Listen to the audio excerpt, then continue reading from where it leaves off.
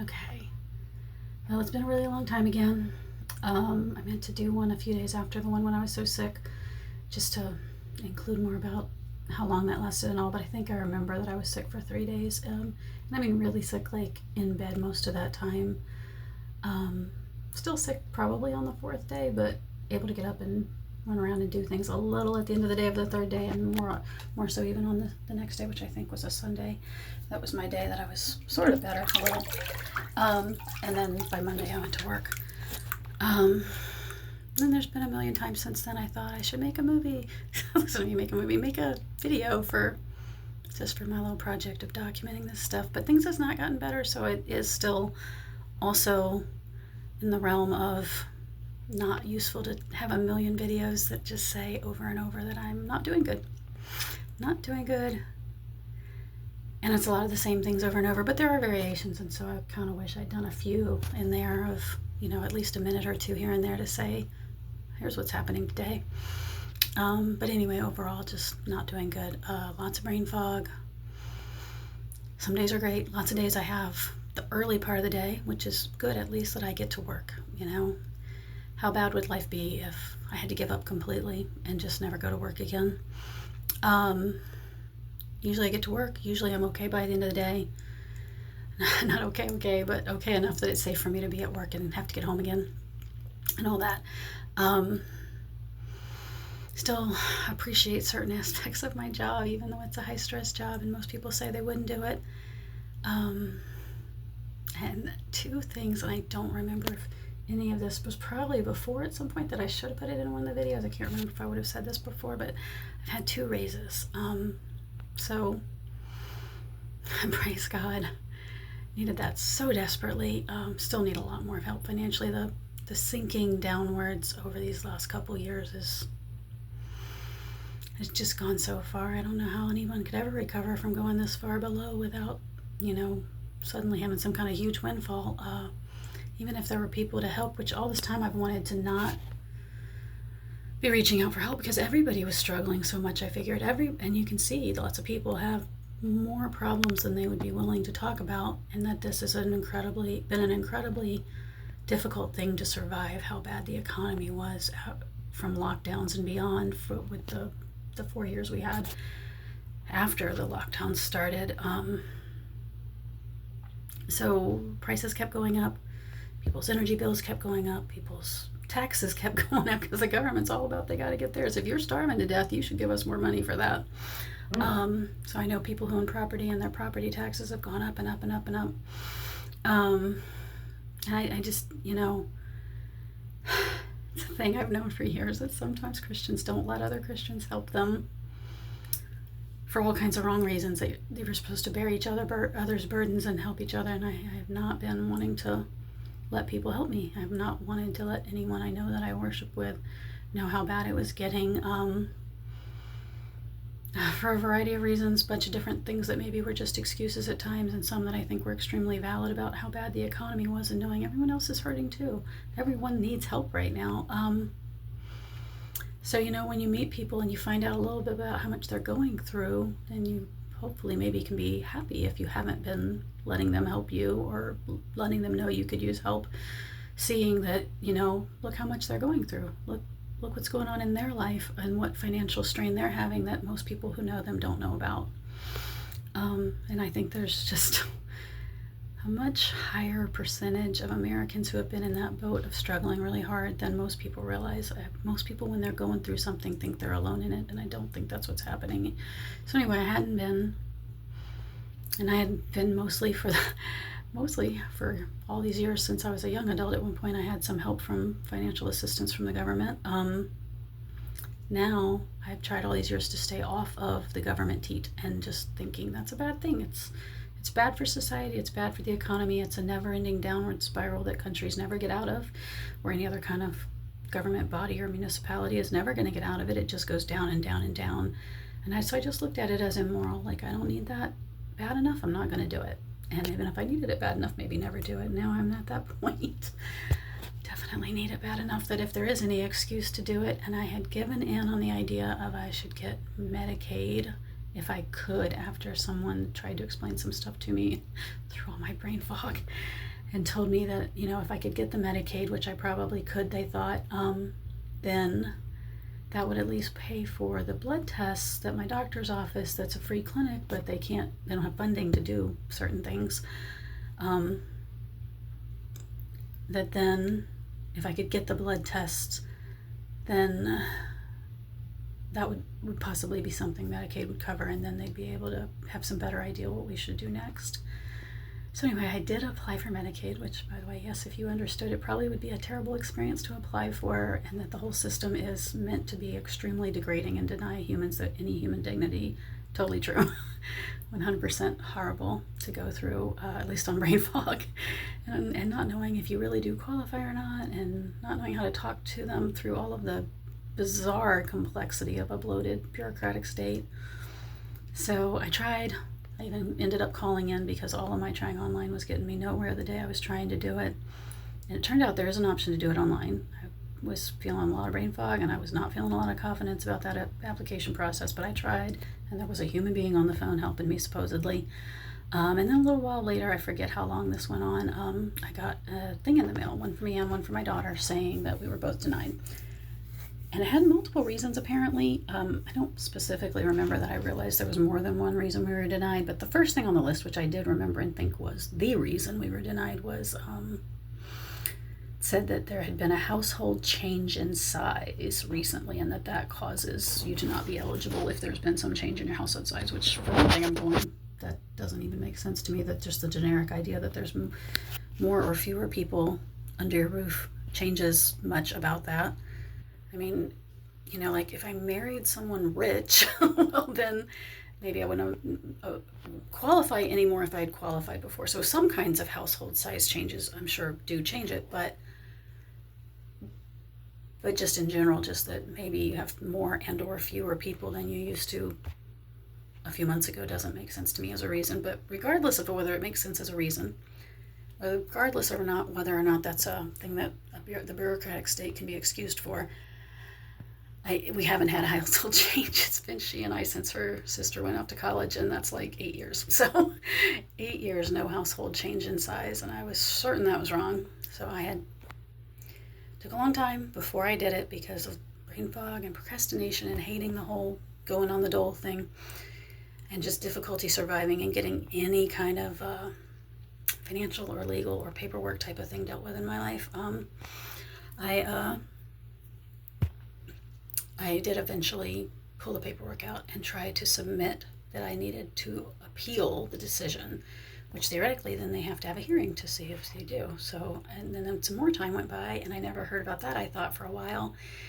And with the brain fog, you forget things like, okay, how much time's going by? Should this have already happened? Am I losing track of something? But anyway, then I got a call while I was at work one day last week, and the person said it was about that. And I called the number back because she gave me her phone number that I could call her directly, it seemed like. I didn't expect that was really going to work correctly, because so often if you have to call in someplace, you don't get through to who you need to get through to when someone's left you a number for a bureaucracy type thing, or a huge company that just, how badly the huge companies operate, just like bureaucracies, where there's lack of people doing a good job and lack of accountability.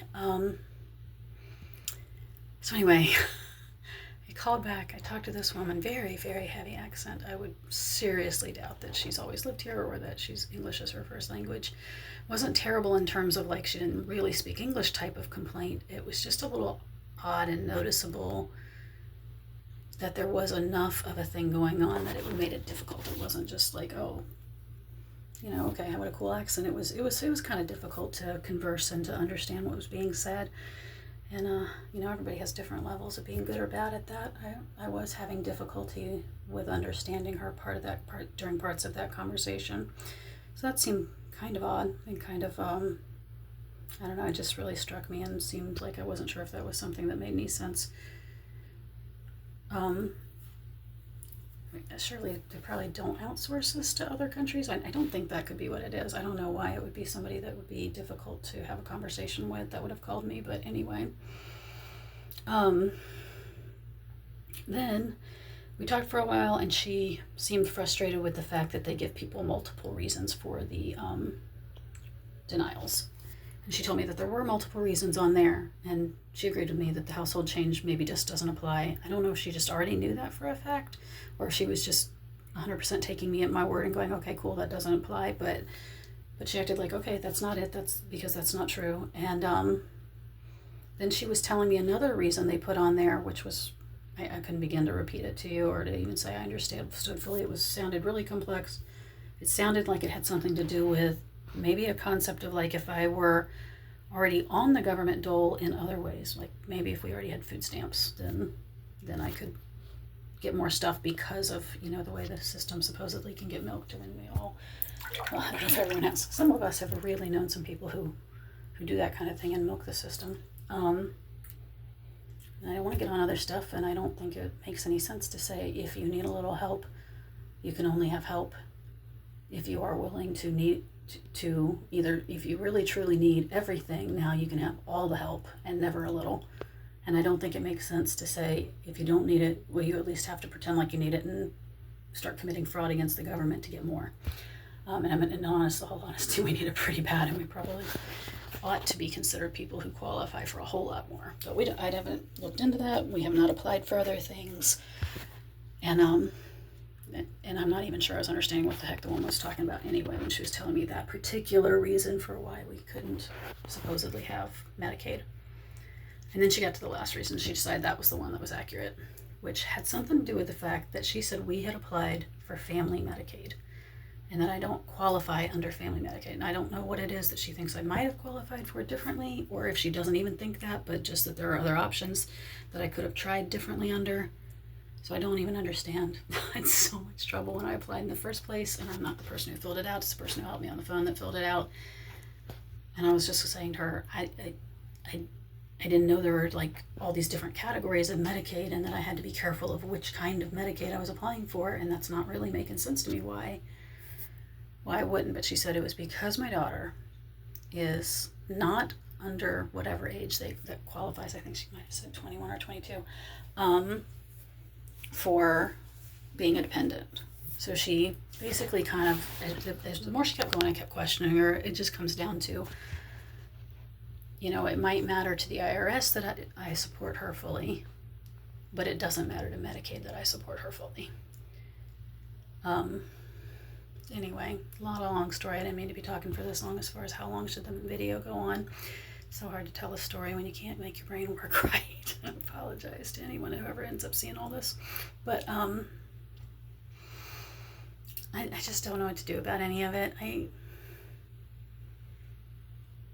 don't want to be on the government dole anyway, and we are so desperate.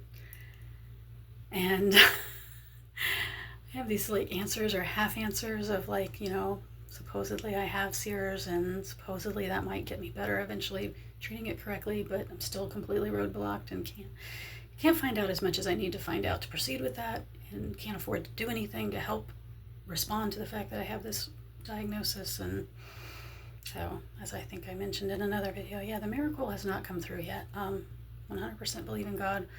100% there's a reason if he decides to let someone suffer through a hardship. Don't know when the end is coming of all of this that we've been going through for a long time now. And I'm sure there's people who's gone through things for longer. And I'm sure there's people who've been through worse. I know I had a couple of days in the last month that I was pretty upset.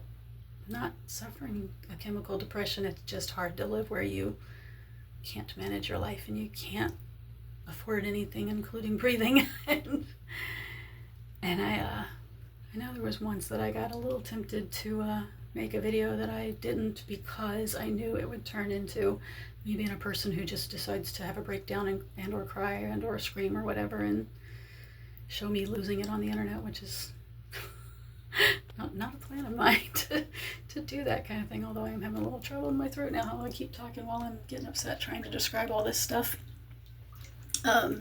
Anyway, it's just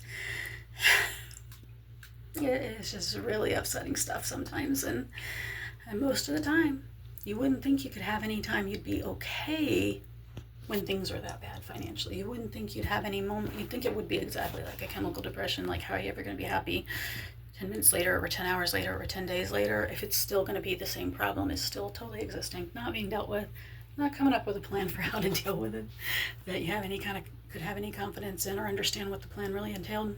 But most of the time, I am okay emotionally. Most of the time, you keep going.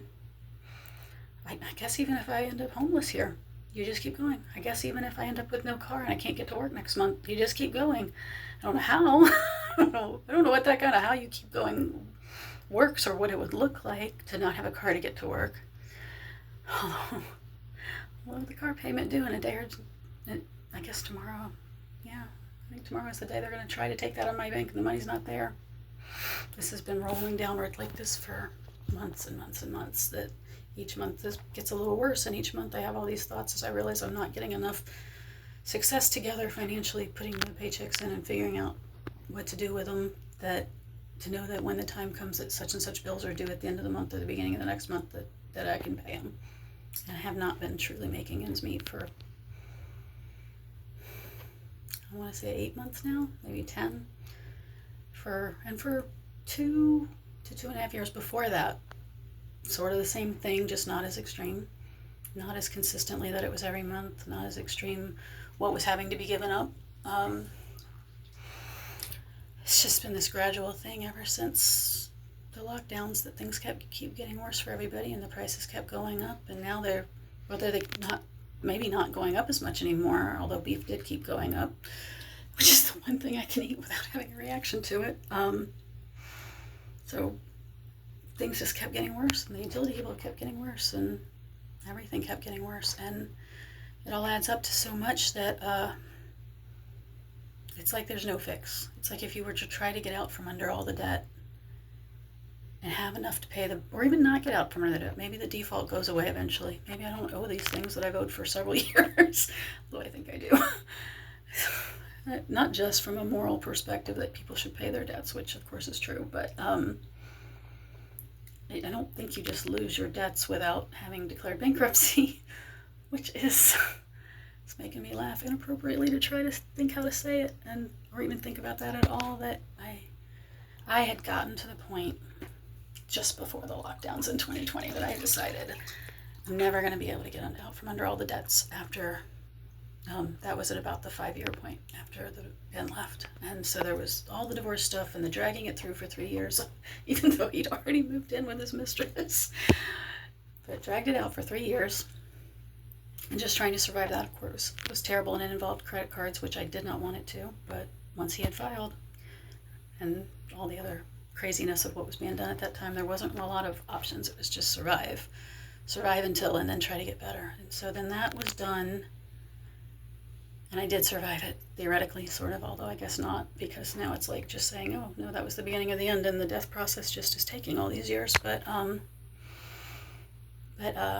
lost weight, and I got down to my ideal weight, and I thought I was getting healthier, and I got through massage school, and then I was trying to begin to build a massage practice, which was slow, and that's okay that it could have been slow. It could have taken me several more years to figure it out, I guess. I don't know. But the lockdowns and the ensuing extra health problems I began to have after that blew that out of the water. So then I was a lot worse off to have my student loans for massage school, and the lesser income of not working as a massage therapist. And anyway,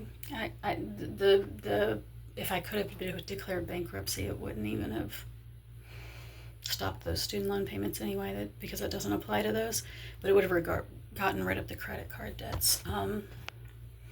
So I gave the money to a bankruptcy lawyer and started trying to look for a particular piece of paperwork. That was all she was supposedly going to have to have before she could file for me. And then 2020 happened, and I couldn't get her on the phone or see her in person for I couldn't even tell you how long. I am supposing that her and whatever legal partners she had, that they were all just the kind of people who were losing their minds and couldn't function for a year or 2 or 3 after that. I went by their law office in person one day, and there was nobody in it, And I don't know if this is one of my lawyer, not really my lawyer, since she never did anything for me except take my money and disappear. But I think it might have been one of her partners that was there, and if it wasn't her partner, somebody associated with working for her. Anyway, I went up, I knocked on the door, and there was no one there. And it had a thing you could put the slot through, so I was putting the final payment so that she would have all the money for filing the bankruptcy into the slot. But right before I did, I noticed someone coming around the corner in the hallway that seemed concerned about me being at that door. And like I said, I think it was somebody associated with that law firm. And that person was like, well, you can leave the payment, but, and you could just tell that person was just like, oh my goodness, why have you left your house kind of a mentality, which I was already not coping well with all the people who decided to be afraid of the rest of humanity back then. So I didn't think much of it, but you can't control people. And I guess if they're fearing for their life and going to be irrational, what are you going to do? So it was fine. I'm not mad at them that they were scared. I was just needing to move on. So I thought, well, they'll have the money. Theoretically, the legal paperwork involved in filing for bankruptcy could get done sometime, and if not right away at that point, whenever it could, thinking, weeks, months, whatever. But it didn't, and I actually never did end up getting the last piece of paperwork to her, which, hard to describe all that, but since she wouldn't talk to me and I didn't know what was going on, there was nothing to do about it, so I forget how long later I gave up trying to call that law office that they were never going to go back to. And we lost our house in October of that year, with a place we were renting. There was a fire in one of the other townhouses attached. It's like 2 doors down from my townhouse. So that's when we lost the house in the fire, that we couldn't live there anymore after the day we got woken up and had to get out in the 5 in the morning or 4 in the morning or whatever it was. And so we're not at the same address anymore. Still did have the same phone number. Moving on, trying to learn to deal with other things and only focus on what you can focus on, only do what you can control the things you can control. And I just never heard from that lawyer again until after I had moved to Florida. And this is the weirdest thing, because sometimes I don't know if it's a God thing or a devil thing trying to get in my way or what. But the one time I heard from that lawyer's office was a shaky, sounded like anxiety-ridden voice, just saying she had to check in with me and wondered how things were going, and sounded super embarrassed to be calling after, it was like 2 years later, that they'd had my money all that time. And I thought, I was really sick the day she called. And I thought to myself when I heard the message, well, I really have to get back in touch with her, and maybe she could still file it. From, I think, the way bankruptcy laws and me living down here in Florida, maybe she could probably still file it. But like I said, I was so sick, and I thought, well, I can't do anything about that right now because I can't get out of bed and walk down the hallway without, well, let's not get into the TMI of how bad it can be when you're just a super unhealthy person with those kind of problems I was having at the time. But I thought, it's on me here on my cell phone. Now I'll have that phone number again, and I'll look back at it tomorrow or the next day, and I'll get in touch with her. And I swear that number was just gone when I went looking later. It was a couple days later. I went looking. There was like nothing there that was an actual phone number aside from the one. It was like someone had come in and picked up my phone and erased it. So I don't know what happened with that. I don't think that I had personally done anything to get rid of that phone number. But when I went looking a day or two later, it was gone, and I couldn't even find like whatever card I had from that woman a couple of years earlier, and I don't even live in the same state anymore. And I was aware of the level of incompetence that's going to come from people being so fearful and so lacking in wisdom and love that was coming from all that fear during 2020. So knowing the way she sounded, which was extremely, extremely far away from the idea of anyone who was trying to sound professional, and knowing that somehow I can't even work through the brain fog enough to find her card or to remember the name of the law firm, and I'm in a different state, several states away now. I just dropped it. I just was like, if I'll pray about this, and if God wants me to be able to file bankruptcy a different way or through her, he can help guide me into that again. But I just dropped it right then, and it never did come back. And now, much later now, when my prayers touch on things like that, I just think, I think and speak to God in terms that are as if I have accepted that that's not what was going to happen right then for whatever reason. If it's something the devil was allowed to do to me, or something God thought would be bad for me to do to declare bankruptcy, which is something, one way I've looked at it at times, that maybe it is just the wrong thing. Maybe it's just an immoral thing to declare bankruptcy. But whatever it is, it didn't happen, and I didn't know how to make it happen. And to this day, I have pretty much zero control over all the bizarre black swan crap that's happened in the world, all related to the one huge black swan of the way people call it, the pandemic. So even if you say that, someone listening thinks that all kinds of crazy things about your mental health and what you may think about it. But I think beyond a doubt there were people prepared and planning on how to use that when it came up, if nothing else. And maybe it wasn't more than that. It very well could be that it was not more than that, although it looks more and more like, since it was a lab leak and there's all this evidence that that was a man-made thing and blah, blah, blah. I'm just like, who knows? God says to us, don't worry about the people who prosper when you're suffering, that they're going to get what they get in the afterlife, and the vengeance is his. And I've tried to think that way, that doesn't matter about all those people. It doesn't matter how many people couldn't pull themselves together to have any love or wisdom. For 2 or 3 years, people just working on the side of the devil for things that were wrong. But it doesn't matter. That's between each and every one of them is an individual, and each and every one of them, that's between them and God. They don't need forgiveness from me, and they don't need punishment from me. They just can go their own way and have that be between them and God. And it's left me a little different, and a little bit less a part of the world in a way, because it was so widespread, and there's so many people who to this day can't say very much of any wisdom about how it went. But it's just what we accept what it is. Well, you might as well be angry at a thunderstorm than to spend any time and energy on these people who hated everybody else and hated themselves and hated the world and made choices that were towards destroying everybody and everything at every step of the way for what they thought and or advocated for and or said in casual conversations. Anyway, the bankruptcy thing went the way it went, and I never have. And I don't think that those debts just disappear on you. I think you're just the rest of your life at the 0 credit score or whatever it can get down to. Kind of thing I'm afraid to look at this point. So I'm just here. I'm in debt. And I think, man, sometimes you think, what, maybe you should humble yourself to go ahead and start asking for some help. And then I'm like, who could help me?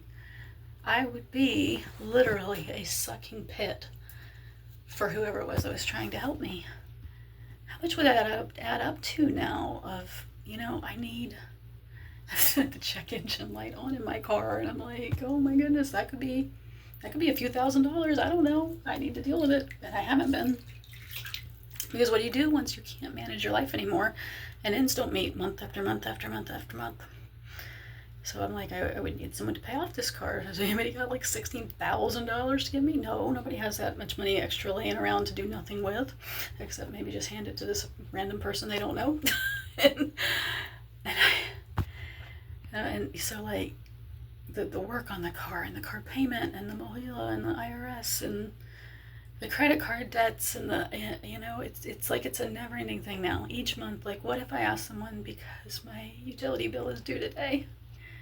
Well, so what? Just getting that utility bill paid today, it's not going to do anything in the long run compared to being this far down in the quicksand. I've been sinking and sinking and sinking for all this time.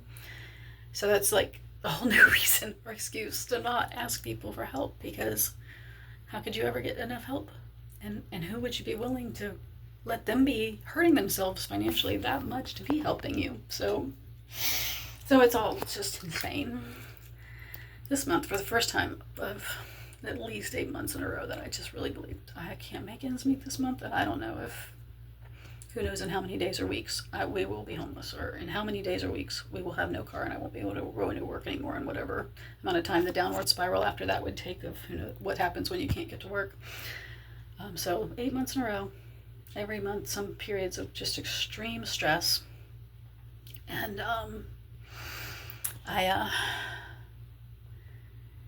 it just kept not happening. I thought, well, how low can God let this go?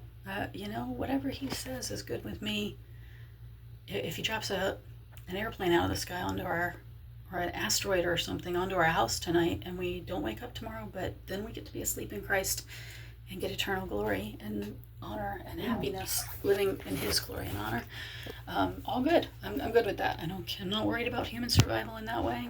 I'm not worried about getting out from under the debts in the way that I think, there's no saving face or making things better for us here that has to happen before I can go.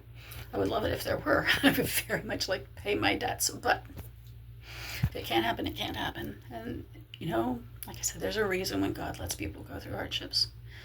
I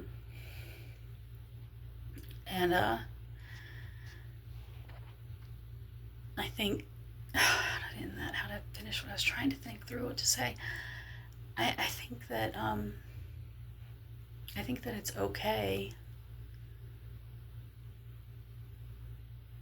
I can't say this correctly because I'm not thinking straight exactly to get the communication out.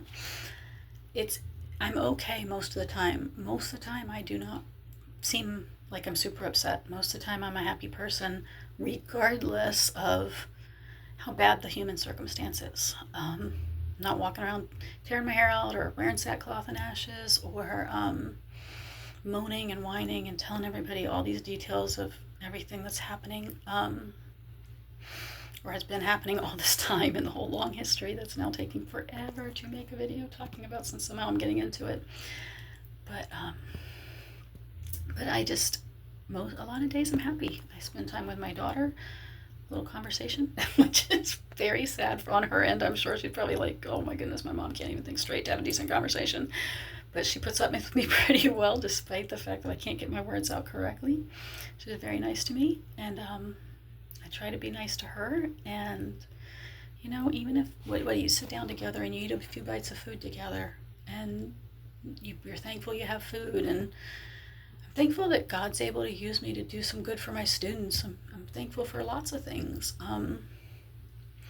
So I don't walk around all upset all the time. I do have my moments in private, usually, when I'm really, really upset. And I do pray. I cry out to God sometimes with the emotions of all of it and the overwhelming nature of it. It's too much. It's too much, and it cannot be gotten out from under. And I have asked God sometimes in the last couple of years, while I keep trying to go to work and I keep trying to not become homeless, although I am essentially failing and just getting there in a bizarre slow motion way that I'm going to eventually be homeless. Maybe very soon, who knows. I just cry out to God about it. And you can pray through things that are in the Psalms, and you can trust Him that if there's a reason why He wants to let that happen, then there's a good reason for it. And then you can go on back to life, that you try to sleep, get whatever amount of sleep God allows me to get, or compared to He lets Satan attack me a lot in my health and in the insomnia that goes with my health problems. And you move on, and then the next day's a new day, and then you try some more, and you keep trying every day, and you keep trying to be good to people every day, and you keep being thankful every day for the things that you do have, which, like for me, for example, way to be a cheap to entertain person, I love to soak in the tub. It's a very cheap luxury to just get hot water in the tub. Well, I guess I can't call it cheap now that I can't afford to live at all. If you can't make your rent, you can't really call anything you're doing in the inside of your house cheap. But in relative terms, in the way you look at life when you're trying to manage, if you have a home to live in and you have a bathtub and it gets hot water, it always seemed like one of the cheapest of luxuries to soak in a hot tub. And soaking in a hot tub could do a lot for all the achiness and pain levels I get all the time with the fibromyalgia, so I really love that. So like I said, I don't walk around upset all the time, and now I'm babbling back and forth on that point and trying to remember where else I was going with some of this, which I just, besides that I'm not upset all the time was one of the things I was trying to say. I do get really upset sometimes is another one, which I think I've covered. Let me think for a second here. I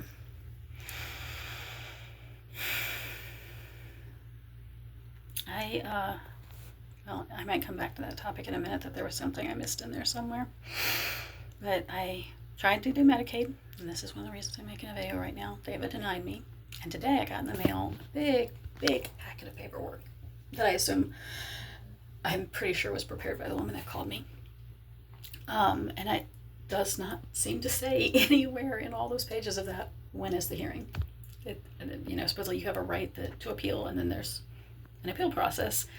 And I'm wondering if the appeal process does not include me being allowed to say or do or show up. I can't figure out from this paperwork that there is any date or time that they're going to be having the actual appeal for someone to decide the case. So I'm not sure what's happening with that, and I looked at it for as long as I could before I realized I couldn't look at it anymore, and then I walked away and started filling the bathtub so that I could have a hot soak. The day that I found out from the one woman calling, the day I called her back, that she's quite certain that I absolutely do not qualify and I'm not going to get Medicaid. That day I was really angry. Sometimes our passions go really differently than just sad. And I thought about making a video right then while I was so upset, maybe the world just needs to hear how bad it is, how bad the system is, that we have this bloat of you're evil if you aren't supporting everybody being on the dole, or a ton of people being on the dole, and all the reasons why you should feel so bad for everybody, and you're just the worst person ever if you're not trying to make sure all of those other people are on that, which I feel like, whoa, the irony when they want me to support all those other people, which I do not actually support it. I think it's bad for the economy at large. I think it's bad for all the human beings, including the people on it. And now I've had this experience that I was so tempted to get on and have a extreme rant about, or maybe even get outside of the way I think I should speak and cuss at the internet at large, that it's a dehumanizing system. It's a very bloated bureaucracy. It's a very overly complex bureaucracy. As you can imagine, I would think most people could think this through enough to say, if you're a person who is having cognitive trouble, and that's part of why your life is affected the way it is, your ability to do better in life is affected the way it is, then how is that going to work to have all of this red tape and paperwork and rules this way and rules that way and 20 or 40 page packet of information show up and no date listed anywhere in it for what? Am I not getting to appeal this? All I getting is I was allowed to say I want to appeal it, and then to listen to the woman on the phone say she disagrees, which she did not say she's the person deciding it. She definitely did not say that. She said it was her job to put together a packet of evidence on the case, and which apparently included having to speak to me that day and ask me what I thought about the reason I was appealing. And I think this thing that I've received in the mail is essentially the package she put together. Anyway, like I said, lots of temptation. I really wanted to scream at the world that day, and I almost would have talked myself into have a fit on the internet kind of video that day, but I didn't. And now several more days have gone by, and the thing has shown up in the mail that the woman put together. At least I think that's what it is. I wish I had a way. If I had a reason and a way to do it, to have the type of YouTube channel that really reaches people. All of this is about me and the brain fog and the sears and hoping I get better one day, and then that's just documentation of the process that helped me get there. And then ironically here I'm talking about the fact that I might not get better. It's pretty much looking like I'm not going to get better. It might be in God's plans that I'm not supposed to. This might be documenting the long, slow end, which is, well, I don't know how to feel about that. That's crazy. But this month, for the first time after all these months of thinking every month that this is the end, I did not make rent this month. I hadn't even really made it late all those times I thought I couldn't make all the bills. I still always paid my rent on time every month. There were things that went by the wayside that otherwise should have been paid. But the rent got paid every month. The utilities got paid late a lot, which is terrible when you start making things late. Such a bad thing when you're making things late and then you have extra because it was late. So my rent was due 2 days ago, and I gave my landlord as much as I could that day, and a note and an apology, and told him I'd get it to him as soon as I could. And I put the rest in there in his box tonight, or earlier today. Still not nightfall out yet. Today's the day my utility bill is due. I don't 100% know that I can pay that today, but I am going to try after I'm done with the video. I have to check my bank account and then see if I can try to do it. And part of that depends on, I think I might, this is our long story, but I think I might have a lower bill this month than you would expect in the middle of the summer with trying to air condition a trailer in Florida. So I'm going to call on that after I check the bank account to ensure it's where I think it is. So then that would bring the bank account down super low. Not going to do any grocery shopping this weekend. We are not out of food. My daughter has food to eat if we don't buy any more, at least for a few days. And then tomorrow they're going to try to take out my car insurance, and the other thing they're going to try to take out, oh shoot, I'm forgetting which one's first. Tomorrow is one of them. Anyway, it's the car insurance and the car payment. I think tomorrow's the car payment, and it's not going to be there. So I don't know what that process is like if you miss one payment, or you have to miss a few, or you're a certain amount of time late maybe of just missing one. I don't know what's going to happen with me needing to have a car to get to work. But I don't have the money this time. There is not money in the bank for that for tomorrow morning. And the other payment coming out, I say 3 days later. It might only be 2 days later, especially because today is the day that technically the one thing should have came out, but it didn't. Nothing ever comes out on a Sunday. Excuse me, on a Saturday. My car payment thing never comes out on a Saturday, so not tomorrow, Monday. It'll be delayed till Monday, which means if the other thing is 3 days later, it's really the other thing is the next day. I'm not getting a paycheck between now and any of that anyway.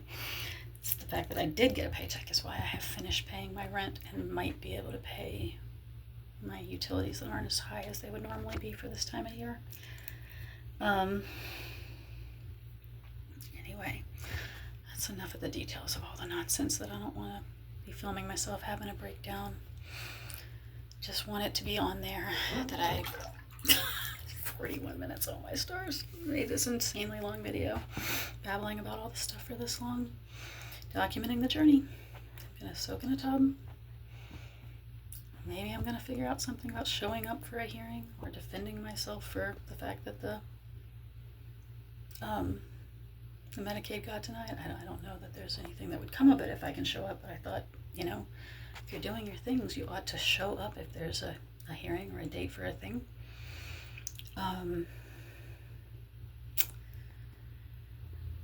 Yeah, even though it's just as well I didn't do one that's meant to yell and scream at the world or cuss at people online, but yeah, it's really bad. I don't think that they're going to let me have the Medicaid no matter what now, apparently, and I don't think I have the ability to do a lot in terms of what different way to apply. I couldn't get it applied online the first time in the first place anyway. And I don't know if I finished saying it a minute ago when I tried to start babbling into saying about what the brain fog would be. Those are the people that need the help worse if you think you care about people who really need some help. The ones that probably can't do those kind of things might be more likely to need it. But yeah, it's not like anybody with any intellectual honesty thinks that all of this, if you love people, this is what you have to do, is true. I think most people can see that these systems are super garbagey, super corrupt, super abused by fraud, super abused by people who maybe not in the same category as what I'm thinking of as fraud, but are still in various ways really milking the system. These things are bad for everybody. There's a reason why they're bad for everybody, because what if we had so much less tax burden and so much less of our economy so destroyed from a government that keeps them doing all these wrong things, and then more people can just help the people in their own backyard like a lot of us tried to do over the years? What if everyone at church was that much better off compared to how bad they were for the last 4 years, and so some of them would be fine. Some of them struggles aren't as deep as that, and some of them who are struggling maybe would still be struggling, but not as bad. I wouldn't, and then someone like me, I wouldn't need as much help if things weren't as destroyed as they are. I don't know if that I could say I wouldn't need any. I don't know, maybe some of these health problems would have happened anyway, even if I'd never gotten COVID. I don't know. Maybe some of these things would have happened anyway, even without the various stresses we went through with the COVID and the fire and the moving and the blah, blah, blah things that have kind of affected it. So I can't say I would have never needed help, but I think I would have needed less. And I think there would have been more people around who were capable of it. And I know beyond a doubt the kind of people that I've worshipped with all my life are the kind of people who help others. They are the kind of people who give to charity. They are the kind of people who love everyone. The fact they're yelled at by people claiming they hate people is just, it's just wrong. All the people who like to yell like that, I don't know, do those people prefer if I think they're just deeply evil and lie all the time, or do they prefer if I think they're too stupid to understand anything? But they're certainly wrong. I'm allowed to know that they're wrong. So this is my, now having put in this documentation of my thoughts, long and rambling and awful as they are, on the fact that welfare is a terrible thing and the entire welfare state is just deeply, disastrously bad for our society, and it is not there for people who really desperately need help. It's absolutely not there for all the people who need help. If you're an American citizen who has tried to live right and tried to help other people, that system is not there for you. That system is there to hate on you. That system is there to say bad things about you and to try to make you feel bad about yourself so that you'll vote stupidly. That's what it's there for. And thank God, thank the good Lord above, that a lot of people aren't that stupid. A lot of people know, and a lot of people know better than to use that kind of emotional fallacy and manipulation in how they make decisions. But here we are, where I am possibly not doing the right thing by not having let people at church help me a lot over the last few years, but I haven't. And now the problems are a mighty deep sucking hole where I'd rather have to walk directly into a burning building that I would know I would never come out of again than to let some person who does not have the millions and millions of extra dollars giving me anything right now, where I know they're all struggling and they all need it. And why should their money go to me? It shouldn't.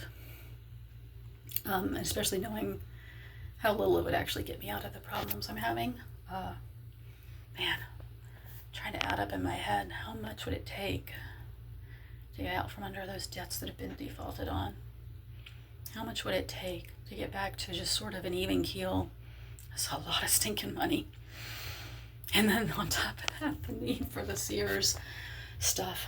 I need the blood work done. That's, I don't know, let's just say it's $20. I'm sure it's more than that, but let's just say it's $20. And I need to buy supplements. That's going to be at least $20 a month. All of these things sound small, but then you add on, I have to move. I need a home to live in that is safer than probably more than 75% of the homes in Florida where I live, but certainly safer than more than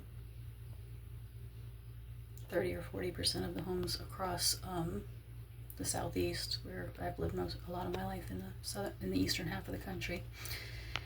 In all southeast and/or places that are not too far, much further north than the southeast. Ohio for 23 years is further north, obviously. But it's just the number of people who have something going on in their house that they might not even know about, and that some percentage of the population would have some form of health consequence from it. It's a large number of homes. And when you get into the idea of home buying or even more high-end rent, it's just insane how much that adds up to. So yeah, I'm definitely in a much more hopeless mood right now, knowing that depending on how fast the process can happen, I might be losing my car pretty soon. My car and or my insurance and or this and or that, everything's falling apart here. But so then all this time I've been talking, it's all been about the Medicaid and the politics of all of that kind of crap going on, that we have so much entitlement in our society that just sucks and sucks and sucks on the not only on the goodwill of the people who do care, but also on their ability to help, and also on the overall economy to make everything harder and harder on them month by month and year by year and decade by decade. And here I am, a person who's politically passionate, but also just living day to day going, okay, I can't control everybody. All the advocacy, and we're trying to talk things through with people over the years, voting. When I was really young, helping campaign sometimes a little bit for a few people. think the last time I helped on anyone's campaign was Ken Blackwell in Ohio when he ran for governor. So that's quite a few years now have gone by that I've not worked on any person's campaign anywhere. But it just is what it is. I can't control the world. When I hear young people fussing about, sometimes my generation specifically, a lot of times people older than me, and a lot of the young people seem to think that my generation is also the same as a different generation that's older than us. So it's kind of funny when people tell you you're a, like for instance, if someone were to call me a boomer, which someone did one time in a way that they clearly thought they were giving me an insult just once on the internet.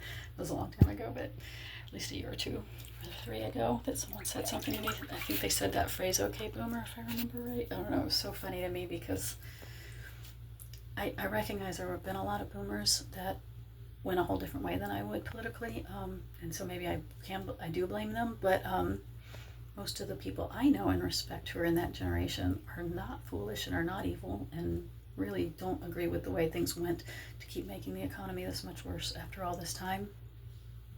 And in fact, even the things that I can say, oh my goodness, such and such happened, and it's always on both sides of the aisle, they're always doing this and such, like, oh my goodness, I would really get into it if I got into talking about the farm bill and the subsidies and how bad they are and all the damage to 10 million aspects of our society and our economy and everything, both sides of the aisle, over and over. Even if I get into that, I still don't know people who I respect and hang out with who think those things are okay. They still are wiser than that.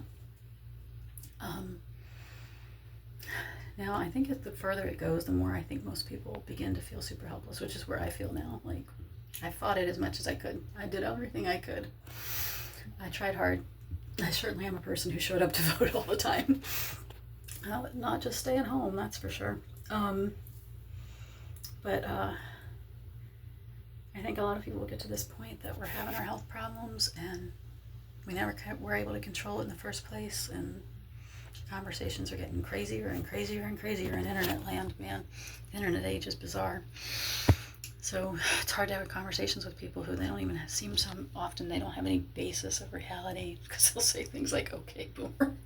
You're going, okay, well, I don't know, I'm thinking of so-and-so I know is really in that generation who I have so much respect for and who's worked so hard to stop all these problems, but all right, whatever. If you think that's an insult, good for you. Not to mention if you think I am in the boomer generation, whatever. I was not born until 1970. But people get all upset about other generations, and you see young people think everyone older is the ones who all screwed this up. And sadly, I'm so worried about these younger generations right now, because they're so far away from reality, or large percentages of them are. I also know a lot of younger people who are a lot wiser than the general state of things seems to indicate about most young people. But the ones who are so much wiser than I know, they still have some problems that they're affected by the general state of things and the general state of the conversation. And that's true of all of us in every generation. We have things that we have the right principles and beliefs, and we're trying hard, and we still figure out at times, oh, look how much I was affected by this thing I didn't even really agree with, but here's how it was affecting me.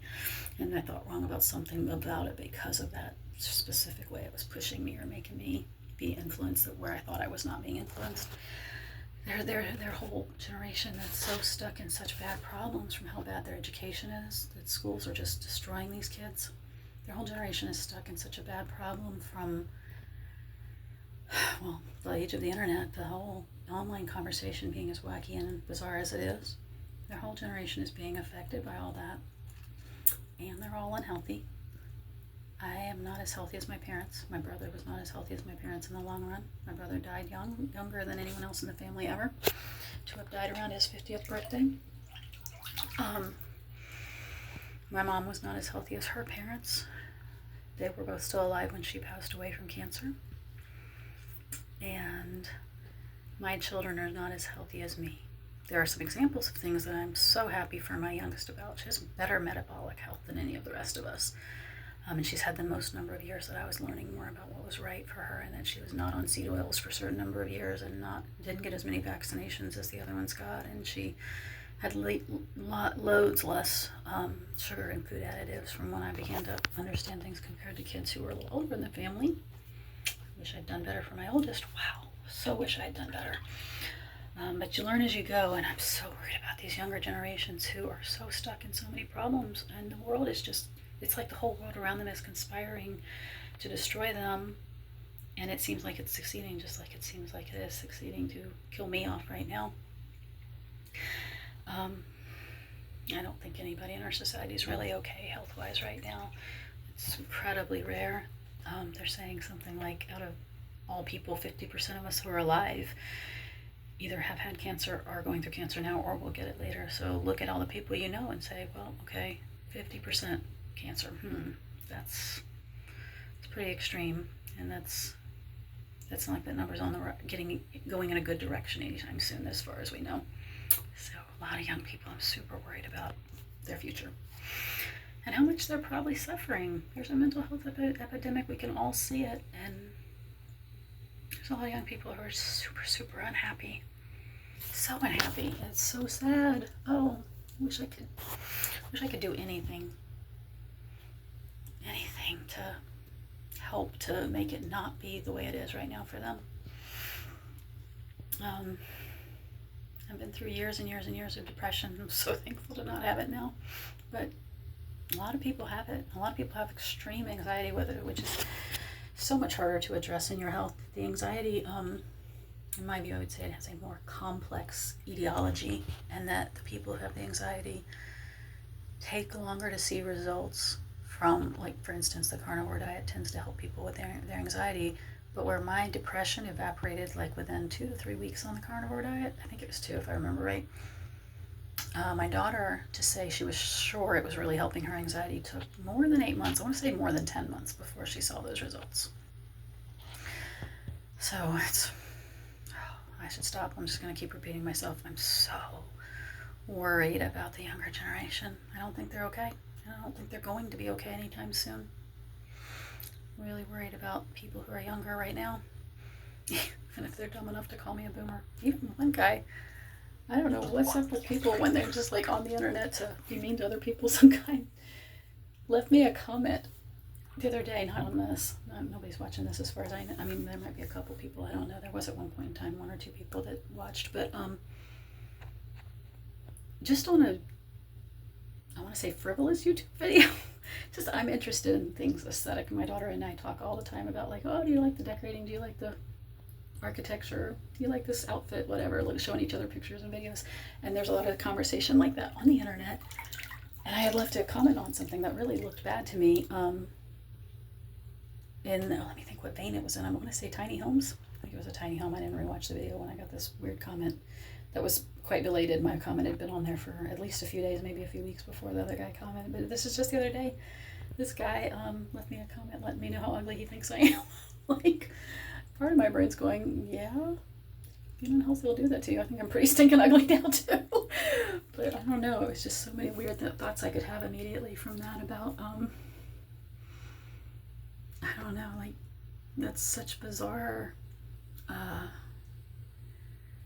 don't know, I guess logic is never meant to apply anyway when someone's acting that stupid, but like, you wonder if this guy is that illogical or dumb that he thinks all the people in the world who he does not think they're beautiful, that they are then disallowed from having opinions on the fact that we all would like to have beauty around us in our decorating and in our architecture. Like, oh no, you're ugly, you're only allowed to like things, or you're ugly so you're only allowed to get what you get and not think it would be nicer if the world's prettier. I don't know. I don't like modern architecture usually. Most of it's pretty bad. I don't like brutalism. I love classical architecture of a million different varieties. And the tiny home thing is a lot of fun, although some of the people, when they're building their tiny home, I think it's okay to say, don't, I'm sorry, that doesn't look good.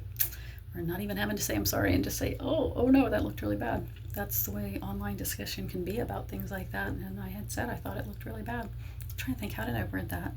Because I know it wasn't just, I know I didn't cuss at anybody and I didn't make any kind of personal attacks about it. I think I started out with the word yikes. I'm trying to remember. I think I said yikes. And I think at the end I started to say, like, oh, that looks really terrible, or something to that effect. But you know how you can, like, put 3 dots and then change what the wording of the instance, like, oh, like the person reading it can hear your pause with the 3 dots. I think I did the 3 dots, and then I ended it as saying, let's just say, I don't think it's aesthetically pleasing. So anyway, Apparently that really set some guy off. I don't know. It wasn't the guy who put the video up. So I don't know what's up with the guy who felt the need to tell me I should have a bag over my head.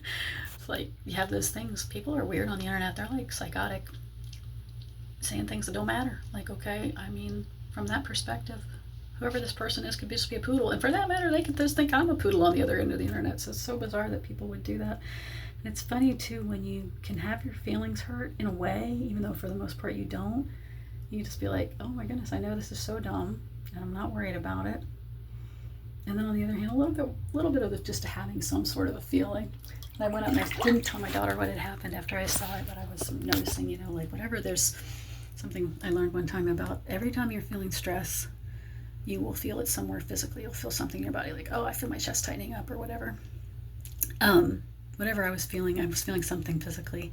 And went out and I kind of put on a overly exaggerated, pathetic voice. And I was like, oh, honey, I need a hand squeeze. And she squeezed my hand and I said, tell me I'm pretty, which I don't think I ever say that to her before, but it's something you hear people say occasionally. Jokes about, I don't know, what was the one, like, give me chocolate and tell me I'm pretty, or give me wine and tell me I'm pretty. I've seen it before, memes or refrigerator magnets or something. So I did that line that way with a pathetic voice, and she was so sweet about it. We're always sweet to each other with that kind of thing, that you could need a moment and say, hey, give me a hand squeeze. Hey, say something nice to me. And she was very sweet about it that night. And it doesn't take much to get past the tiny bit of feeling I was having from this weird guy who doesn't matter and is probably just a poodle anyway. But anyway, that's just, internet land is scary. And how much of a tragedy is that, how bad internet land is in the age of the internet for the people growing up that never lived in any other time. They've never had a life that didn't include the internet. That's really something to try to comprehend from being older and having had the blessing of having lived before the internet started. It's wild. Anyway, now I'm babbling about a million new topics and that'd just go on for 6 more hours, so I should quit. I'm over an hour and I don't know why I would ever make a video that's an hour long. If I still exist, if I don't lose my car and my phone, maybe I'll make another video at some point. We don't know that it's going to be documenting getting better. Maybe it's going to be documenting how things end slowly and sadly, but I'm going to keep praying about it. Maybe God has a plan that, who knows, it could happen that it could get better. It couldn't happen in earthly terms. It's well beyond the fact that nothing could ever rescue it in earthly terms. But God can do anything. Who knows what he has in store? It might be that I'm supposed to suffer for now. There might be that there's a reason in the greater scheme of things for that. And then maybe that's meant to go on until this long, slow whatever happens. Although I think it will get ramped up a lot now if I lose my car soon. I think the speed of things going in that wrong direction will get ramped up a lot if I lose the car. But God could do whatever he wants. God's got the power. He could pull all this out somehow. I don't know what his plans would be to do that if it existed, and if it doesn't exist, then things will go bad, and this will be the documentation of things went bad instead of the documentation of me getting healthier someday. But anyway, I hope for the best for all the people out there. Not just for me, but all the other people. So many people struggling in the world. So God bless you all, and I hope everybody is having a better day than I am.